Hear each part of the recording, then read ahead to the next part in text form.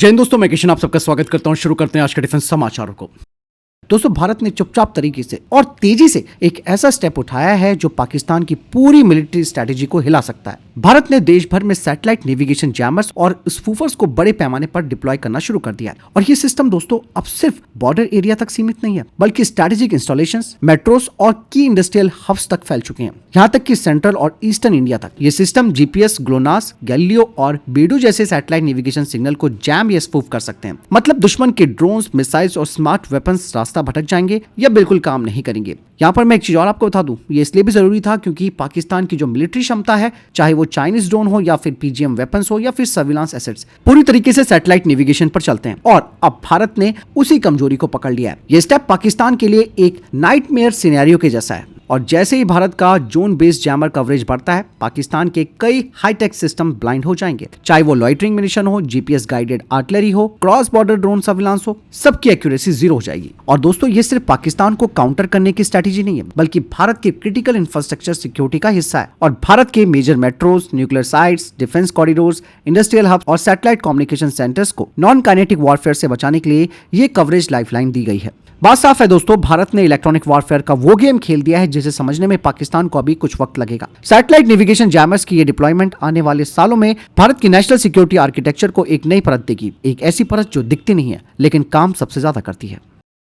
दोस्तों, Dubai air show में Russia ने कुछ ऐसा कर दिखाया है जिसकी उम्मीद किसी को नहीं थी। SU-57 का नया स्टेल्थी वेरिएंट अपग्रेडेड डिजाइन के साथ दिखाया गया है। और सबसे बड़ी बात यह है कि इसका अब नया रेक्टेंगुलर थ्रस्ट वेक्टिंग नोजल दिखाया गया है, जिसकी वजह से पूरी दुनिया में एक बड़ी हलचल मची है। लेकिन अब सवाल ये उठता है कि क्या ये अपग्रेड भारत को फिर से SU-57E पर विश्वास दिलाने के लिए मजबूर करेगा? दरअसल दोस्तों, मैं आपको बता दूं कि ये जो अपग्रेडेड मॉडल शोकेस किया गया है, इसमें ये फाइटर जेट पहले से काफी ज्यादा स्टेल्थी दिख रहा है। इसमें नया 2D रेक्टेंगुलर नोजल है। दूसरा, इसका इंजन एरिया का रडार सिग्नेचर कम है और पीछे से इंफ्रारेड सिग्नेचर भी इसका घटा है। रशियन मीडिया तो ये दावा कर रही है कि ये नया modification rear radar cross section को 50% तक कम करता है। दूसरे अपग्रेड काफी महत्वपूर्ण माना जा रहा है क्योंकि भारत और बाकी के देशों के सामने SU-57 की सबसे बड़ी कमी थी पीछे से स्टेल्थ का कम होना, क्योंकि इससे पहले जो इसके गोल नोजल थे वो ज्यादा हॉट और ज्यादा दिखाई देते थे। इसी वजह से भारत ने 2018 में FGFA प्रोजेक्ट से अपने आप को बाहर कर दिया था और इवन कई देशों ने SU-57 की खरीद से दूरी बनाई। लेकिन रशिया ने अब इस कमी को दूर करने की कोशिश की है, यानी कि पहली बार SU-57E की स्टेल्थ F-35 या J-20 के करीब जाती दिखाई दे रही है। और इवन दोस्तों, रशिया पिछले 2 सालों में SU-57 को कई जगह दिखा चुका है। China air show, Malaysia air show के दौरान, अब दुबई में। रशिया चाहता है कि उसे फॉरेन ऑर्डर्स मिले, प्रोडक्शन बढ़े, भारत और मिडिल ईस्ट जैसे बड़े ग्राहक ऑन बोर्ड आए। और सच कहें तो यूक्रेन वॉर की वजह से रशिया को एक्स्ट्रा फंड भी चाहिए। रशिया की डिफेंस इंडस्ट्री ने जो ऑफर दिया है वो काफी बोल्ड भी है। इवन उन्होंने भारत में HAL में लाइसेंस प्रोडक्शन का ऑफर दिया है। 80% तक TOTO भारत को देंगे। अस्त्र, मिसाइल, उत्तम आइस रडार और इवन स्टेल्थ कोटिंग पर भी वो जॉइंट R&D करेंगे। इंडियन एयरफोर्स की अपनी टीम ने 2025 में मॉडिफाइड SU-57E को देखा है और अभी भी कुछ RCS इश्यूज पाए गए हैं, खासकर की आगे की तरफ से। हालांकि यहाँ पर भारत के लिए तो ये काफी जरूरी फाइटर जेट भी हो जाता है स्क्वाड्रंस की कमी को देखते हुए। लेकिन रशिया के SU-57E की सबसे बड़ी प्रॉब्लम है प्रोडक्शन कैपेसिटी की। 2025 तक रशिया के पास सिर्फ 22 SU-57 है और अगर कस्टमर से ऑर्डर भी मिलते हैं तो रशिया कितनी जल्दी इनको डिलीवर करेगा, ये एक बड़ा सवाल है। यानी कि विमान अच्छा है लेकिन प्रोडक्शन धीमा है। हालांकि भारत सरकार और इंडियन एयरफोर्स SU-57E को री-इवैल्यूएट कर रही है, लेकिन कोई जल्दबाजी नहीं कर रही है। और भारत ने यहाँ पर 3 कंडीशन भी रखी है। पहला, भारत को फुल स्टेल्थ टेक शेयर चाहिए। दूसरा, प्रोडक्शन इंडिया में होना चाहिए। तीसरा, इंजन प्लस रैम कोटिंग का पूरा एक्सेस चाहिए। और अगर रशिया इस बात को मान जाता है तो भारत 60 से 90 फाइटर जेट्स का लिमिटेड ऑर्डर उन्हें दे सकता है। और अगर नहीं तो इंडियन एयरफोर्स राफेल और AMC पर भी फोकस करेगी। क्या आप सोचते हैं दोस्तों, क्या भारत को अब ये सब देखने के बाद SU-57E लेना चाहिए? नहीं? अपनी राय जरूर दीजिएगा। वही दोस्तों, पाकिस्तान के साथ हुई हालिया ड्रोन झड़प के बाद भारत ने बड़ा फैसला ले लिया। इंडियन एयरफोर्स के लिए 800 कामिकाज़े ड्रोन खरीदने का प्रोसेस शुरू हो चुका है और ये फैसला हमारी हवा में ताकत को पूरी तरह बदल देगा। मई में हुए ऑपरेशन सिंदूर के दौरान पाकिस्तान ने तुर्की के बने UAVs को भारत के खिलाफ छोड़ा था, जिससे बॉर्डर पर टेंशन बनी रही। भारत ने जवाब तो दिया, लेकिन एक बात साफ हो गई कि सिर्फ डिफेंसिव हथियार काफी नहीं है। अब जरूरत है ऑफेंसिव स्वार्म टैक्टिक्स की, यानी कि हमला करने वाले स्वार्म ड्रोन्स की। रक्षा मंत्रालय ने दोस्तों एक RFI जारी किया है जिसमें इंडियन एयरफोर्स के लिए लगभग 800 कामिकाज़े यानी कि आत्मघाती ड्रोनों की मांग की गई है और इनका नया नाम रखा गया है swarm unmanned munition system. Medium range. ये ड्रोन दुश्मन के क्षेत्र में जाकर लॉइटर होते हैं, यानी घूमते हैं, टारगेट को लॉक करते हैं और खुद को विस्फोट करके लक्ष्य को खत्म कर देते हैं। और इन ड्रोन्स में दोस्तों कई क्षमताएं होंगी, जैसे 350 किलोमीटर दूरी तक के मिशन, 25,000 फीट तक की उड़ान, पहाड़, रेगिस्तान, समुद्र, हर जगह ऑपरेट होने में सक्षम होने चाहिए। कैटापल्ट लॉन्च सिस्टम होना चाहिए, मतलब रनवे की जरूरत ना पड़े। 20 ड्रोन का पूरा स्वाम होना चाहिए। 30 किलो तक का वॉरहेड ले जाने की क्षमता होनी चाहिए। एआई से टारगेट पहचानना और हमला करने में इन्हें सक्षम होना चाहिए। और सबसे बड़ी बात तो यह है कि ये ड्रोन्स खुद टारगेट को ढूंढेंगे, खुद पहचानेंगे और खुद हमला करेंगे, लेकिन फाइनल कंट्रोल इंसानी ऑपरेटर के पास रहेगा। यहाँ पर दोस्तों जो विदेशी कंपनियां हैं उन्होंने अपने अपने ऑफर भी रखे हैं, जैसे कि इजराइल ने हारोप, एसटीएम का कार्गो, रशिया का जाला, लैंडसेट और एल्बिट का हीरो 30। तो वहीं भारतीय कंपनियों के ऑफर हैं सोलर इंडस्ट्रीज के लॉइटिंग म्यूनिशन, अदानी एल्बिट का जॉइंट वेंचर, उन्होंने भी अपना ड्रोन पेश किया है, और आइडिया फोर्स। भारतीय कंपनियों को बढ़ावा देने के लिए सरकार ने 50% मेक इन इंडिया भी यहाँ पर जरूरी किया है। इन कंपनियों को 60 से 90 दिनों में जवाब देना होगा। ट्रायल्स 2026 के भी शुरू होंगे और फाइनल सिलेक्शन के बाद प्रोडक्शन तेजी से किया जाएगा। और इन 800 ड्रोन्स के आ जाने से इंडियन एयरफोर्स को एक जबरदस्त स्टैंड ऑफ अटैक पावर मिल जाएगी। हालांकि दोस्तों जहां लाखों की संख्या में चाइना हो या फिर अमेरिका, इवन रशिया ड्रोन्स को शामिल कर रहे हैं, वहीं भारत बिल्कुल एक मोल तोल जैसे सब्जी लेते हैं, ये इतना चाहिए, ये इतना चाहिए। तो ये क्वांटिटी दोस्तों इतनी मैटर नहीं करती। भारत को भी हजारों की संख्या में, कम से कम 800 का जो आंकड़ा है वो बहुत कम है। अगर फुल फ्लैज वार होती है तो आपके पास कम से कम एट ए टाइम 20 से 25,000 ड्रोन्स तो होने ही चाहिए, क्योंकि प्रोडक्शन में टाइम भी लगता है। और इन ड्रोन्स का मतलब ये है कि एक बार जाएगा और ये अपना टारगेट अचीव कर लेगा, और कई बार चीजें बदल भी जाती है। हालांकि भारत का ये कदम काफी अच्छा है, मतलब आने वाले युद्ध जो कि ड्रोन वॉरफेयर पर आधारित होंगे, इससे इंडियन एयरफोर्स को एक बड़ी कामयाबी जरूर मिलेगी।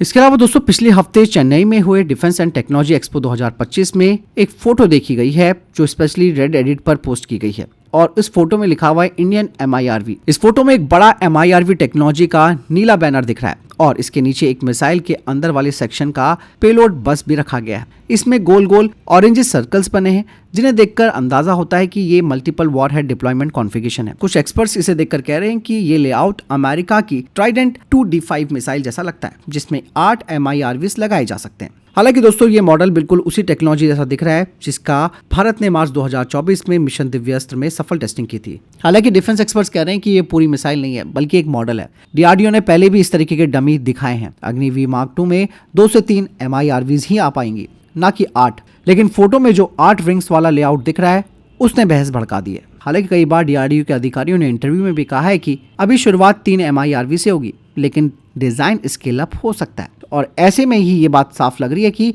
ये वही मॉडल हो सकता है जिसमें कि 8 सर्कल्स दिखाई दे रहे हैं। लेकिन दोस्तों हो सकता है कि आगे 3 से 4 MIRVs वाली बात सामने आए, और फ्यूचर में दोस्तों MIRVs की संख्या बढ़ना भी तय है। इवन दोस्तों चाइना की सरकारी मीडिया ने इसे 8,000 किलोमीटर रेंज ब्रेक थ्रू बताया। मतलब वे भी अब ये मान रहे हैं कि भाई भारत की MIRV कैपेबिलिटी अब उनके DF-41 जैसे सिस्टम को काउंटर कर सकती है। लेकिन हम ये कहेंगे कि अभी ये फोटो बिल्कुल क्लियर नहीं है, ये एक स्ट्रैटेजिक बदलाव की झलक हो सकती है। MIRV भारत के न्यूक्लियर डिटरेंस को नेक्स्ट लेवल पर ले जाता है और चाइना पाकिस्तान डिफेंस सिस्टम पर एक बड़ा प्रेशर भी डालता है। इसके अलावा दोस्तों एक बड़ी अपडेट और आई है कि DRDO अब केवल 5वीं नहीं बल्कि 6th जनरेशन के फाइटर जेट पर रिसर्च करना शुरू कर चुका है। ऐसी टेक्नोलॉजी जो आज दुनिया के किसी भी फाइटर में नहीं मिलती है। यहाँ पे सबसे बड़ी बात होगी दोस्तों विंग मॉर्फिंग की, यानी कि पंख बदलते ही प्लेन बदल जाएगा, और ये सबसे खतरनाक टेक्नोलॉजी है। विंग मॉर्फिंग का मतलब दोस्तों प्लेन के पंख उड़ान के दौरान अपना शेप बदलते हैं, जैसे पक्षियों की तरह। इससे लड़ाई में ज्यादा मैन्युवरिटी मिलती है, क्रूज फ्लाइट में कम ड्रैग और 20% तक फ्यूल की बचत होती है, और इसकी स्टल क्षमता भी जबरदस्त होती है। DRDO ने इसके लिए 2022 में एक प्रोटोटाइप में भी टेस्ट किया था, जहां पंख उड़ान के दौरान अपना कैम्बर बदलते थे। आप अंदाजा लगाइए कि बिना फ्लैप्स और बिना जॉइंट वाला पूरा स्मूथ विंग। कहा जा रहा है कि DRDO atom thin Meta materials का इस्तेमाल करेगा इसके लिए, इतनी पतली कोटिंग कि आप उंगलियों से भी महसूस नहीं कर सकते। और इसके बड़े फायदे मिलेंगे। एक तो रडार इनविजिबल अप्रोच मिलेगी, इंफ्रारेड हीट सिग्नेचर कम होगा, इंजन नॉइज एब्जॉर्ब होगी, सेल्फ हीलिंग नैनो लेयर्स होंगी, और इवन ये चाइना के क्वांटम रडार्स को भी कंफ्यूज कर सकता है। और ये ट्रेडिशनल रैम कोटिंग से हल्की, ज्यादा ड्यूरेबल और मल्टी स्पेक्ट्रम स्टेल्थ देगी। अभी फाइटर जेट्स में फ्लाई बाय वायर का इस्तेमाल होता है, लेकिन 6th जनरेशन जेट्स में होगा फ्लाई बाय लाइट, यानी कि कमांड जाएंगी लाइट पल्स के जरिए। ये टेक्नोलॉजी वैसे दोस्तों फ्यूचर कॉम्बैट में गेम चेंजर साबित होगी। यहाँ पर दोस्तों अभी 5th जनरेशन का AMC पर काम चल रहा है, प्रोटोटाइप 2028 तक होगा, फिर उसके बाद टेस्टिंग होगी। लेकिन दोस्तों जो नई टेक्नोलॉजी है विंग मॉर्फिंग, नैनो स्टेल्थ और फ्लाई बाय लाइट, जो 2040 के बाद वाले 6th जनरेशन फाइटर जेट्स के लिए होंगे। इवन दुनिया में US, UK और चाइना इस टेक्नोलॉजी पर काफी टेस्ट कर रहे हैं। लेकिन भारत सीधे भविष्य के दौर में कूद चुका है। इसके अलावा भारत और जर्मनी के बीच एक और बड़ा डिफेंस अपडेट सामने आया। 12 साल से ब्लैक लिस्टेड जर्मन हथियार कंपनी रेंटेमेल अब शायद भारत में वापस लौटने वाली है। 2012 में दोस्तों भारत ने रेमेंटल पर रिश्वत के आरोप के बाद इस पर बैन लगा दिया था। कंपनी ने आरोपों से इनकार किया, लेकिन भारत ने इसे हर डिफेंस टेंडर से बाहर कर दिया। लेकिन 12 साल बाद भारत और जर्मनी दोनों इस बैन को हटाने पर चर्चा कर रहे हैं। जर्मन एम्बेसडर ने कहा कि बातचीत बिल्कुल शुरुआती लेवल पर पहुंची है और पॉजिटिव स्टेज में चल रही है। दोस्तों रेंटेमेल जो है वो जर्मनी की सबसे बड़ी डिफेंस कंपनी है, जो कि high tech armour vehicles, air defence systems, advance ammunitions, future combat technology को बनाती है। और दोस्तों भारत के मेक इन इंडिया के दौर में भारत के लिए ऐसी टेक कंपनी का आना गेम चेंजर साबित हो सकता है। अगर दोस्तों ये बैन हटता है इस कंपनी से तो भारत को कई फायदे मिलेंगे। इससे भारत को अल्ट्रा मॉडर्न एयर डिफेंस मिल सकता है, नेक्स्ट जनरेशन के आर्मर व्हीकल्स मिल सकते हैं, कटिंग एज एमुनिशन टेक्नोलॉजी मिल सकती है, जॉइंट वेंचर और मैसिव टेक ट्रांसफर भी मिल सकता है। यानी कि हमारे तीनों आर्म फोर्सेस के लिए बड़ा फायदा होगा। और इवन प्रोजेक्ट 75I के तहत 6 नई सुपर एडवांस सबमरीन्स बनाने की जर्मनी की कंपनी TKMS और MDL के बीच बातचीत तेज हो रही है। जर्मनी के राजदूत ने कहा कि सब कुछ काफी स्मूथ चल रहा है, डील अगले साल फाइनल हो सकती है और ये डील भारत की अंडर वाटर वॉरफेयर क्षमता को नए लेवल पर पहुंचाएगी। दरअसल जर्मनी को इंडो पैसिफिक में एक भरोसेमंद पार्टनर चाहिए और भारत को हाई एंड जर्मन टेक्नोलॉजी। अगर बैन हटाया गया तो ये भारत की डिफेंस पॉलिसी में एक बड़ा बदलाव होगा। अब फैसला पुराने आरोपों पर नहीं दोस्तों, वर्तमान की स्ट्रैटेजिक जरूरतों को देखकर लिया जा रहा है। फिलहाल आपको क्या लगता है कमेंट सेक्शन में लिखकर जरूर बताइएगा। तो ये तब तक टॉप डिफेंस अपडेट। वीडियो के सामने कोई प्रश्न जवाब या कोई सवाल कमेंट सेक्शन में लिखकर जरूर पूछ सकते हैं। वीडियो को लाइक और शेयर कीजिएगा। जय हिंद, वंदे मातरम।